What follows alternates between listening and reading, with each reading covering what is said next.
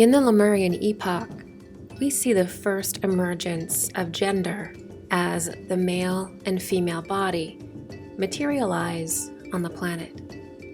The male and female forms are completely different, yet complementary. The male allows for the soul to explore the masculine consciousness of the cosmos, or the positive aspect of creation. And the female form allows the soul to deeply explore the feminine aspect of consciousness, or the negative aspect of creation. With this deep level of embodiment now available, different capacities and qualities emerge. The males naturally have certain inclinations and perspectives as part of their very essence, as do the females. This is because the body itself has an intelligence and a wisdom that the soul taps into. And when a soul enters the form, it is able to experience that wisdom and perspective. According to anthroposophy, a pattern was developed in the Lemurian epoch where, at its peak development, both male and females worked together in leading the community.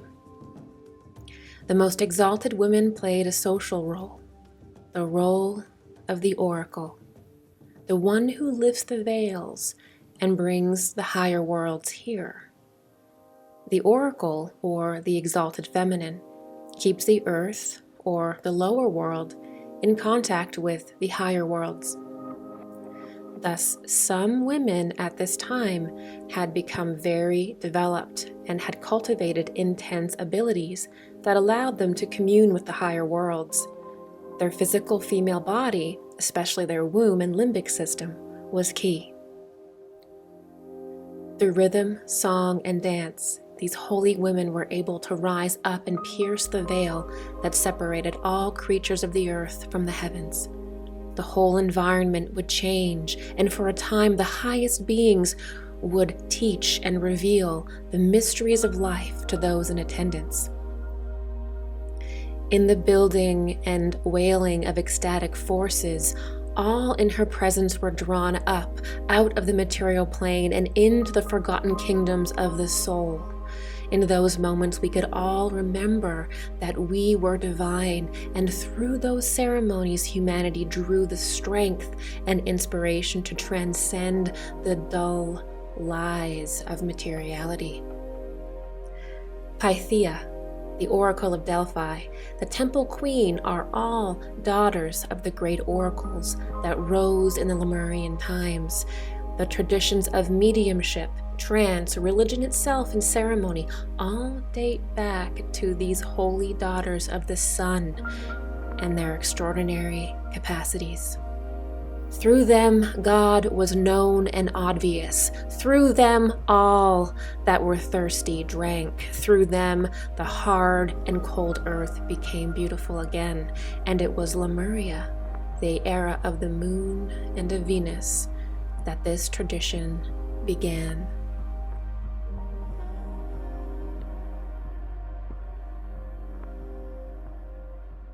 The above-mentioned leaders caused the group to divide itself into smaller groups. They put women in charge of ordering and establishing these groups.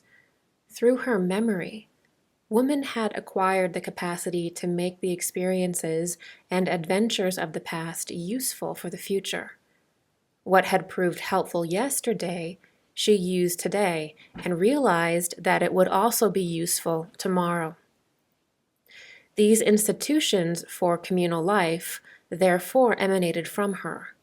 Under her influence, the concepts of, quote, good and evil developed. Through her thoughtful life, she acquired an understanding for nature. Out of the observation of nature, those ideas developed in her according to which she directed the actions of men. The leaders had arranged things in such a way that through the soul of woman, the willful nature, the vigorous strength of man was ennobled and refined. Of course, one must represent all this to oneself as childish beginnings. The words of our language all too easily call up ideas which are taken from the life of the present. By way of the awakened soul life of the women, the leaders first developed the soul life of the men. In the colony we have described, the influence of the women was therefore very great.